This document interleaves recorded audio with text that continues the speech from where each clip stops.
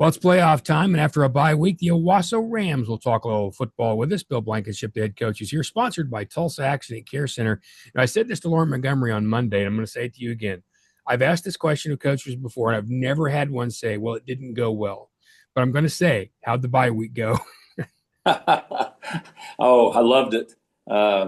It is always interesting, though, Rick, because it's just, very seldom during the season do we get a chance to do work and then not play on Friday or Thursday. And so going into it, I've always been a little reluctant to enjoy it, but I've found a way here that I think it just is very productive. I think it's good for us. It's good for our long range program. So we love it. And it's interesting. You've done this a long, long, long, long time. And sometimes it takes that long to find that balance, doesn't it? Well, it does. And I've told our guys, I know we didn't invent how we're practicing.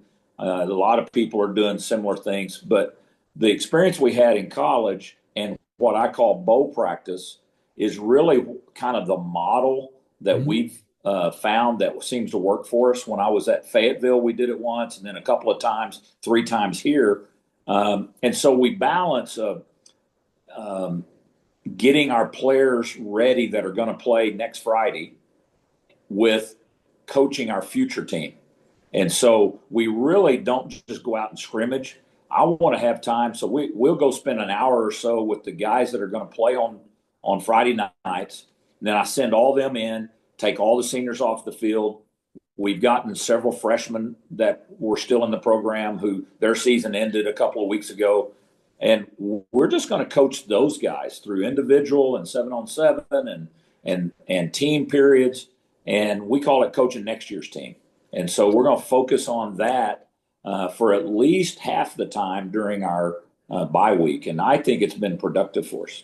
It's a lot like what Coach Montgomery said they do at Bixby, too. And the fun thing about that, about these kids because they've been in the system and that kind of thing. But then maybe you haven't spent as much time over there, and you can get some big eyes on some guys that you like, hey, he's going to be pretty good. You find some people this week? Oh, absolutely. And a lot of times, especially some of the freshmen who I haven't had most of the year, I'll have to go, hey, who was that number 16 that just caught that pass? Or who was this guy? Because they flash at you. It's kind of like in recruiting. I kind of know what these guys do and I'm aware, but all of a sudden you see something. We might have a guy playing a different position than he'd played, and just looking and you go, oh, okay, I got to, make a few notes here about how that works. Yeah, absolutely. And that's the thing about coaching. People have asked me before, hey, when you talk to coaches, do they get bored with it like other people do with their jobs? Well, there may be times when you're doing the same routine because you talked about the rhythm of a season, but it's things like that that keep everything fresh, right? I think it's not only fresh for us, but it keeps the players fresh.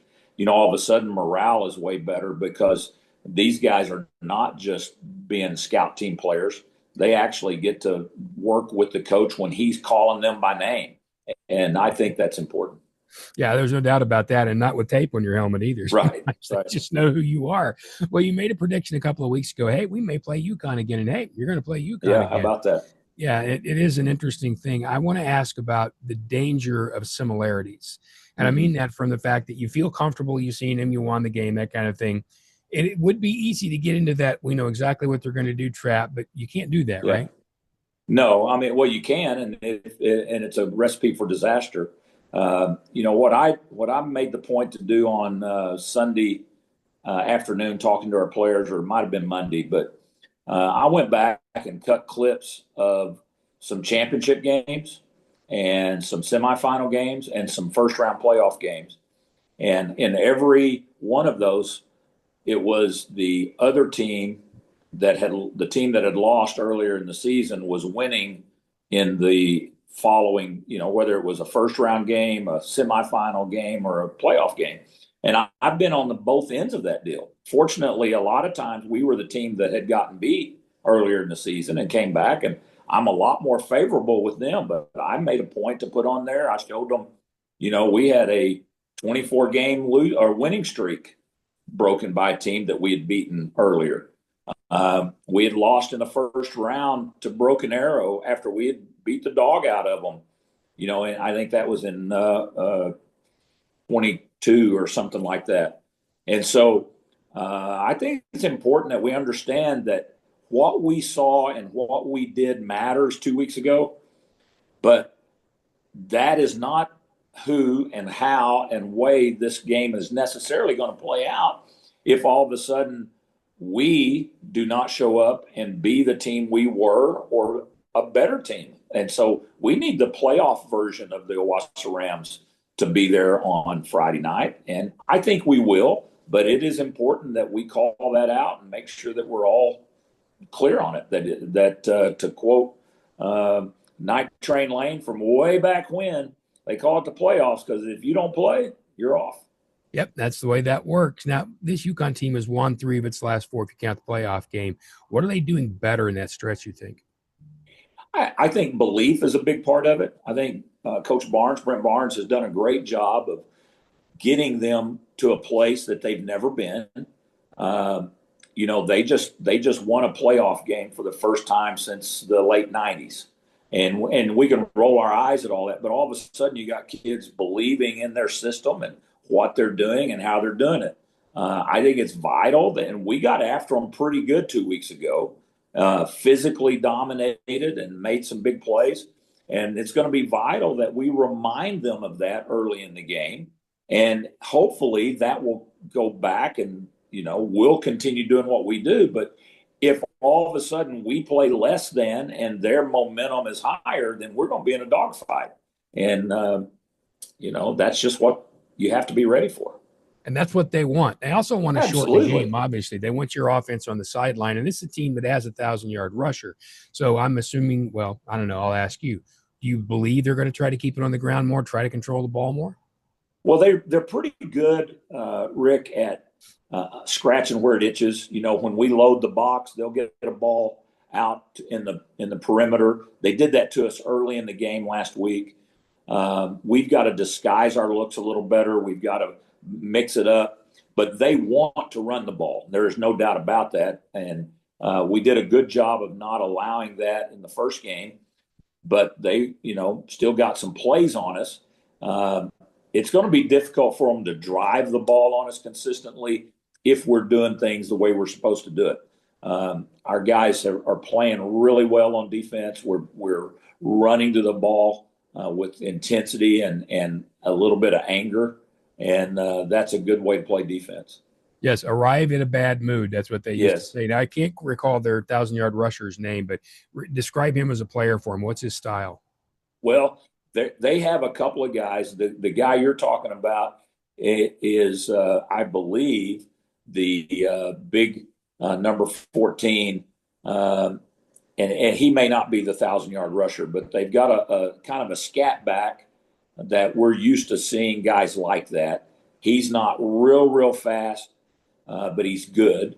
The guy that has all of our attention looks like a throwback to the 1990s, a big gunned up linebacker looking guy with a horse, with a collar on and the face mask, and it comes out of the weight room. I mean, I think he came out to do the coin flip, the guy said, and he still had chalk on his arms from lifting before the game.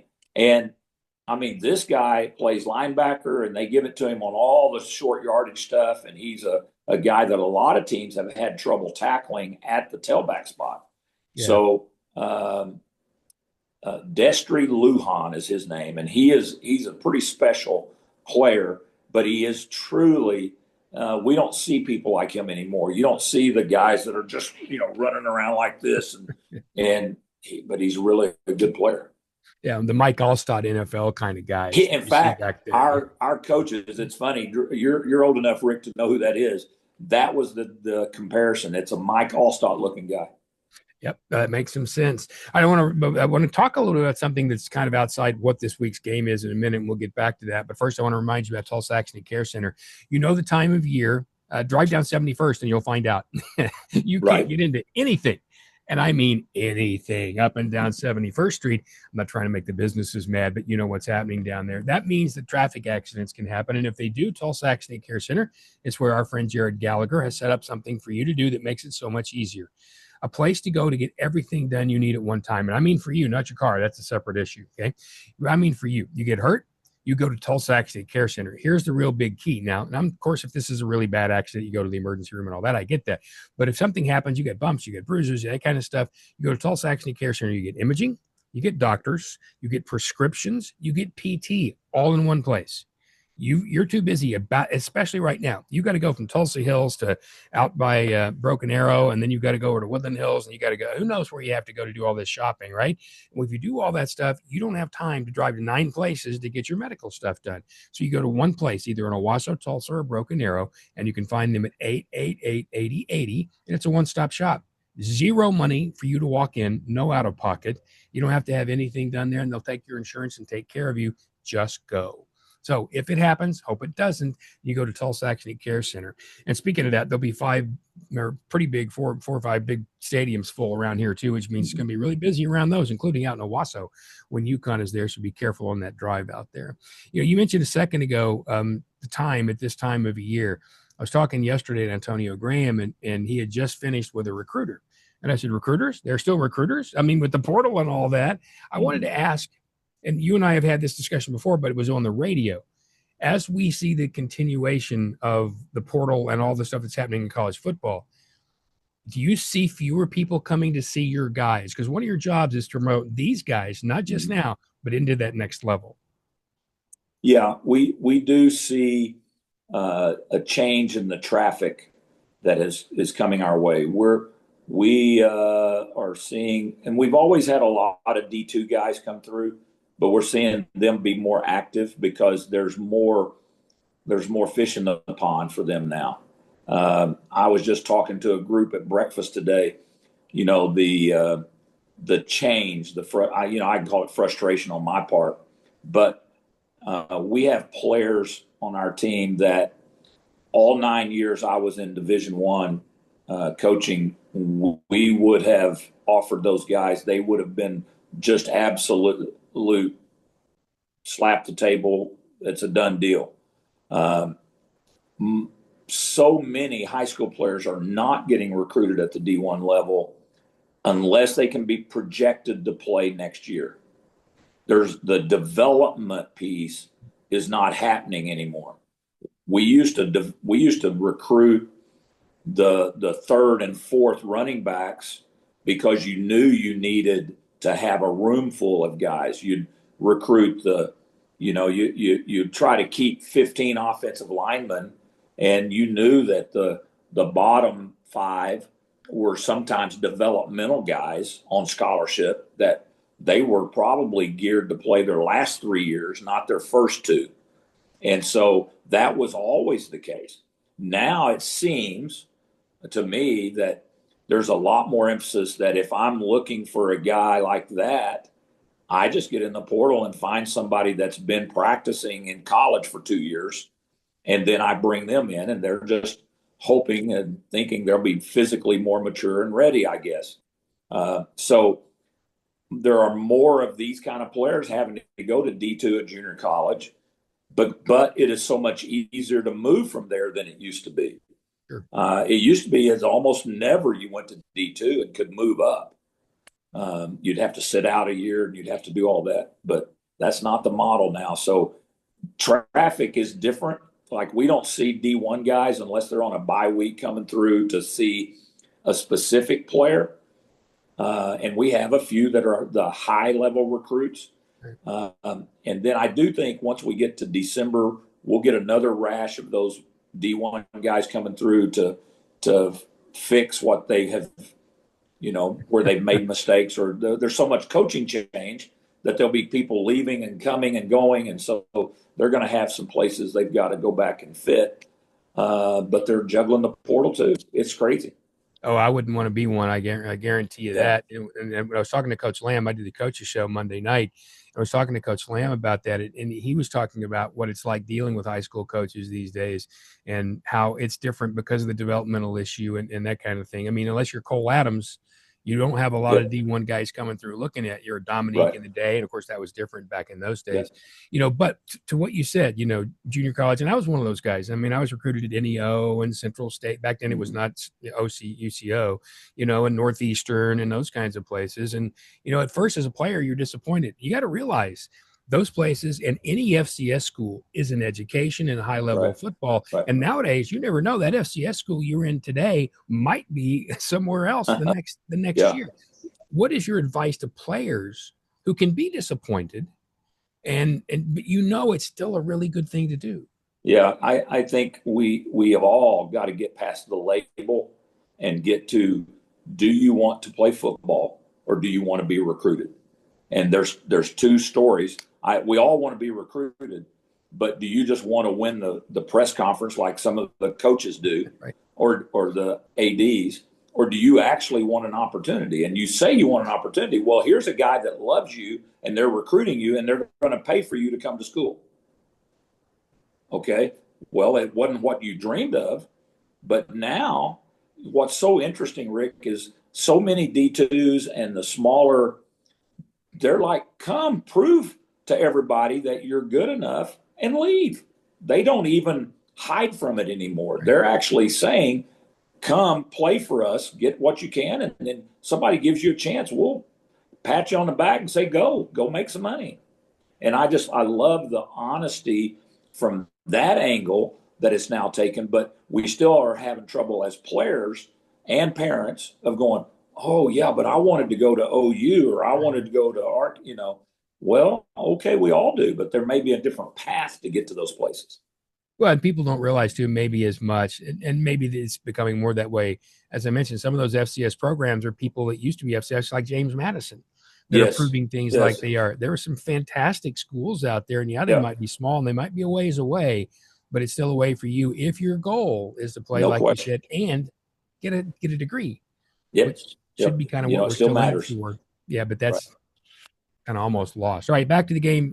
This UConn team, and I've asked you this before about your team. It's making sure they don't overdo Yep. early in the week, and you need players at a certain level, which mean you need player leaders. What's your plan for the week? And then I know we're well along in it. And then tell me a little bit about what the 3 or 4 things you think you really have to do well to win the game.